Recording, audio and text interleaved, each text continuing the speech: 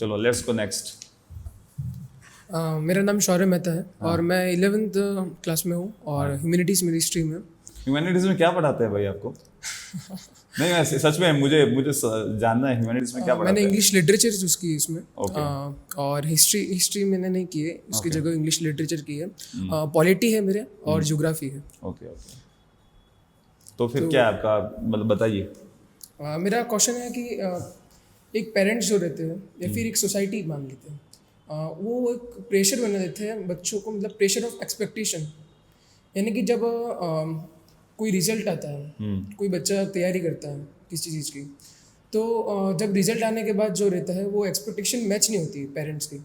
तो उसके बाद जो पेरेंट्स है वो हार्डवर्क नहीं देखते होंगे कि बच्चे ने कितना हार्डवर्क किया है, उसने कितने एफर्ट्स डाले हैं, वो नहीं देखते। और जब फेल होते हैं तब एक सपोर्ट की ज़रूरत होती है, वापस खड़े होने के लिए एक मतलब मोटिवेशन की ज़रूरत होती है। Agree, agree. और उसकी जगह उसको मतलब जज किया जाता है कि बंदे ने मतलब कुछ नहीं किया है, सही से तैयारी नहीं की होगी, इसलिए वो फेल हुआ है। तो मेरा एक क्वेश्चन यही है कि उसको प्रेशर जो है तब उसको कैसे हैंडल करें और उससे वापस एक मोटिवेट कैसे हो कि नेक्स्ट अटेम्प्ट के लिए मोटिवेट कैसे हो। जैसे कि मेरे भाई है वो कहते थे कि तूने एफर्ट्स डाले हैं, मतलब तूने अगर पूरा 100% तेरा दिया है तो तू अगर फेल भी हो जाएगा तो कोई दिक्कत नहीं है, क्योंकि एक तूने तेरा खुद का 100% दिया। Right. पर ये सोसाइटी नहीं समझ सकती।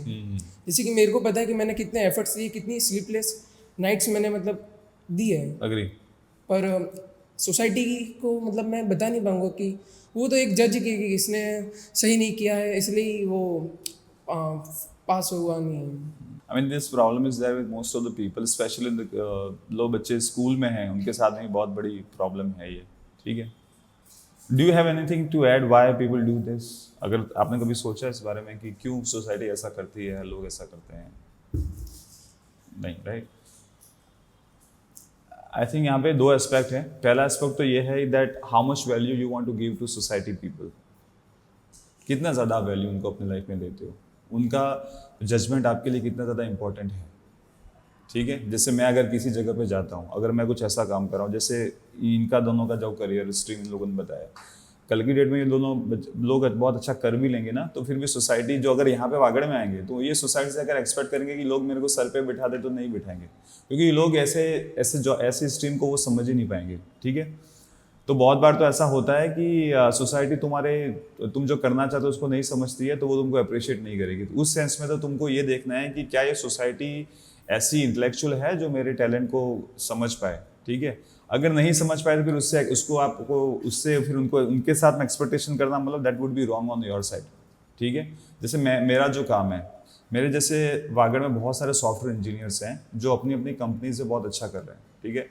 इन बंदों ने यूके, यूएस, ऑस्ट्रेलिया ट्रैवल भी किया हुआ है, इन दोनों दुनिया देखी है। ये लोग अपने ऑफिस में अच्छे अच्छे पोजीशंस पे हैं, काम कर रहे हैं, काफ़ी अच्छी सैलरी उन लोगों की है। लेकिन ठीक है, लेकिन जब भी यहाँ पे हम लोग आते हैं, so nobody gives us any value, ठीक है। तो अभी हम लोग ये सोच के अगर सोचेंगे कि यार मैं इतना अच्छा कर रहा हूँ, क्योंकि मेहनत भी बहुत है, हम लोग 12-12, 15-15 घंटे काम भी करते हैं। उसके बाद में जब हम लोग यहाँ पे आते हैं तो एंड अगर किसी इवेंट की बात आती है या किसी चीज़ की बात आती है, तो अभी भी गवर्नमेंट जॉब वालों को ज़्यादा प्रायोरिटी मिलती है, ठीक है। तो पहले हमें भी ऐसा लगता था कि ऐसा क्यों है, क्योंकि हम लोग भी टैलेंटेड है। ऐसा नहीं है कि हम लोग स्कूल में बेकार थे इसलिए हम लोग प्राइवेट जॉब में गए। हम लोग प्राइवेट जॉब में इसलिए क्योंकि हम लोग पढ़ाई में बहुत ज़्यादा अच्छे थे और हमें लगा कि मे बी गवर्नमेंट जॉब कहीं ना कहीं हमारी एबिलिटीज़ को जस्टिफाई नहीं कर पाएगा, तो that's why we went there and we did very good in our careers, okay. अभी सोसाइटी उसको उस तरीके से अप्रिशिएट नहीं कर पा रही, तो it's wrong on societies for like society side. हमारे में कुछ कमी नहीं है। तो एक छोटा सा ना एक खुद के अंदर कॉन्फिडेंस होना चाहिए कि यार मैंने जो किया है वो सही किया है, I have like worked hard. अगर जो सोसाइटी जस्टिफाई नहीं करती है तो भी इट्स ओके, क्योंकि ये लोग मेरे उसको नहीं समझेंगे। और जो भी लोग गवर्नमेंट जॉब की तैयारी करते हैं, यार जैसे आपने एग्जाम की बात बताई ना, मुझे तो ये सारा जो स्कूल में 11-12 में जो पूरा परसेंटेज वाला जो फंडा लगता है ना, वो सारा मुझे बेवकूफ़ी लगती है।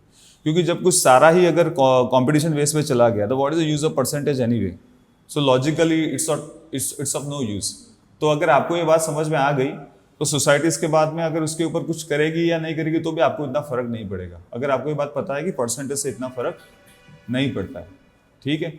और दूसरी बात, जब हम लोग किसी भी कॉम्पिटिशन एग्जाम की बात करते हैं ना, मेरे जो भी भाई हैं जिनसे भी मैं बात करता हूँ सबको मैं यही बात बोलता हूँ कि जिस दिन आप एग्ज़ाम देने जाओ उस दिन एटलीस्ट आपको अपने अंदर से ये वो होना चाहिए कि यार मैंने अपना 100% दिया है, ठीक है। अगर आपने वो दिया है उसके बाद आपका नहीं होता है तो आपको एक रत्ती भर भी गिल्ट नहीं होना चाहिए अपने लिए, because you have done your best. उसके बाद अगर कोई बच्चा अगर चीटिंग करके मार्क्स ले आया या फिर गवर्नमेंट ने अगर पोस्ट ही कम निकाली है या फिर किसी और रीजन से आपका नहीं होता है तो it's not your fault, you have put your 100% and that is good enough. जैसे भाई ने बोला ना, I am gonna give you 1 year to myself, कि 1 साल मैंने दिया, अगर नहीं होता इट्स ओके देन। तो कहीं ना कहीं आपको ना खुद के लिए स्टैंड लेना बहुत ज़रूरी है। 11th-12th में हम लोग नहीं ले पाते, हम लोग इतने ज़्यादा मैच्योर नहीं होते, लेकिन मैंने देखा कि ओवर द टाइम आपको ये समझ में आ जाएगी कि सोसाइटी को अपने लाइफ में कितना वैल्यू देना है। जैसे कोई फ्रेंड है जो हमेशा आपको क्रिटिसाइज करता है, तो एक तो तरीका ये हो गया कि आप लाइफ टाइम बस यही परेशान रहोगे कि यार ये बंदा मुझे हमेशा क्रिटिसाइज करता है, या फिर आप ये डिसाइड कर लोगे कि यार ये बंदे की मेरी लाइफ में ज़्यादा वैल्यू नहीं है, अगर ये मुझे नहीं भी अप्रिशिएट करता तो आई डोंट गिव अ, समझ गए, I don't give a damn about it. तो दैट्स वेरी इंपॉर्टेंट। तो आपको कहीं ना कहीं खुद के लिए स्टैंड लेना पड़ेगा कि मैंने एफर्ट डाला है, this guys don't appreciate and it's okay. आप उनके बिना अप्रिशिएशन के भी आप जिंदगी आराम से जी सकते हो, खुश रह सकते हो, एंड आपको उनके सपोर्ट की कोई ज़रूरत नहीं, किसी के भी support. I mean your parents support is important of course, but not society for sure. जैसे कि अभी अपने आसपास देखते सुसाइड हो रहे हैं, जैसे कि अपन नीट हो गया, वो नहीं हो रहा, तो ये एक चीज़ ये भी हो सकती है कि अपने जो जैसे कि फैमिली होगी, सोसाइटी की नहीं तो एक फैमिली का सपोर्ट बहुत ज़्यादा ज़रूरी होता है, और क्योंकि ये सुसाइड उसी के रिजल्ट है, आप जो प्रॉब्लम बोल रहे हो ना। लेकिन वही 11th-12th में आप इतना समझते नहीं तो बच्चे ऐसे स्टेप उठा लेते हैं। लेकिन ये क्लैरिटी होनी चाहिए, पेरेंट्स को शायद ये देना चाहिए, पेरेंट्स को बोलना चाहिए कि बेटा हम चाहते हैं तो डॉक्टर बने, लेकिन अगर तू नहीं भी बनेगा ना डॉक्टर तो भी तू हमारा बेटा ही है और हम तुझसे इतना ही प्यार करेंगे, क्योंकि इस दुनिया में सारे लोग तो डॉक्टर नहीं है। कुछ लोग इंजीनियर हैं, कुछ लोग वकील हैं, कुछ लोग आर्टिस्ट हैं, कुछ लोग स्पोर्ट्समैन हैं। तो क्या उनकी लाइफ की कोई वैल्यू नहीं है? डॉक्टर जब शाम को अपनी दवाई करके घर पे आएगा तो उसको भी टीवी चलाना पड़ेगा ना, ही वांट्स कंटेंट ना हो, तो वो खुद से थोड़ी क्रिएट कर सकता है। तो ये तो पेरेंट्स का साइड में तो लगता है पेरेंट्स के साथ ही पॉडकास्ट करना पड़ेगा लेकिन बच्चों को समझना बहुत ज़रूरी है दैट इट्स ओके। और बहुत बार ये होता है ना कि पेरेंट्स जो होते हैं, because I am also parent, बहुत बार ऐसा होता है ना कि पेरेंट्स अपने फेलियर को बच्चों की सक्सेस से जस्टिफाई करने की कोशिश करते हैं कि मैं कुछ नहीं बन पाया तो मैं अपने बेटे को बना दूंगा, which is wrong on parents sides, ठीक है।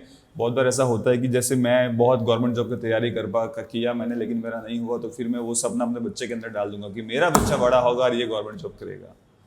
सो बच्चे का भी अलग कुछ है। हाँ, बच्चे वो उस टाइम पे उसको इंडिपेंडेंटली नहीं देखते कि यार मेरे बच्चे का ड्रीम क्या है या मेरा बच्चा क्या करना चाहता है। तो ये बहुत बच्चों के साथ में हुआ है, और ये वागड़ के साथ ही प्रॉब्लम नहीं है, ये थ्रू आउट इंडिया के साथ में दिक्कत है कि जो छोटी सिटीज़ में जो लोग हैं या शहरों में भी जो इंटेलेक्चुअल पेरेंट्स नहीं होते वो हमेशा अपने बच्चों पे थोपने की कोशिश करते हैं और दिक्कतें होती है। लेकिन मैं फिर से बोल रहा हूँ कि हम इन लोगों को चेंज नहीं कर सकते, ठीक है। हम लोग अभी कब की बात हम लोग बैठे हुए थे, ठीक है। आई एम लाइक, मैंने जितना भी पेरेंट्स या सोसाइटी का एक्सपेक्टेशन होता है ना उसको सब कुछ कर दिया, उसके बाद में we are doing here like podcast, तो भी मेरे पेरेंट मेरे को बोल रहे थे कि why you want to do podcast, ठीक है। तो इनकी एक्सपेक्टेशन कभी खत्म नहीं होती है। तो क्या मैं अभी मेरे पेरेंट्स की सुन के बैठ जाऊंगा और बोलूंगा कि अरे यार मेरे पेरेंट्स ही मेरे को सपोर्ट नहीं कर रहे हैं, कोई और क्या ही करेगा? नहीं, I know that I love this, no, I need to take a stand for myself that I want to do this, I love this and nobody can stop me from doing it, क्योंकि ये कोई गलत काम तो है नहीं। आप में से कोई भी ऐसा कोई गलत काम करने की कोशिश तो कर नहीं रहा, then why you should be afraid of anybody, ठीक है। और कुछ क्वेश्चन है आपका? Anything that you want to add? But it's very important कि आप जैसे लड़के ना समझे इस चीज़ को और अपने दोस्तों को समझाए कि भाई इट्स ओके। और जब मैं ये बोल रहा हूँ ना तब इसका मतलब ये नहीं कि हम लोग मेहनत करना बंद करते हैं, मेहनत हमें करनी है, लेकिन अगर रिजल्ट हमारे फेवर में नहीं भी आता है तो भी हम एक दूसरे को बोल सकते हैं कि भाई तूने पढ़ाई की, दैट इज इनफ, अपना 100% दिया तूने।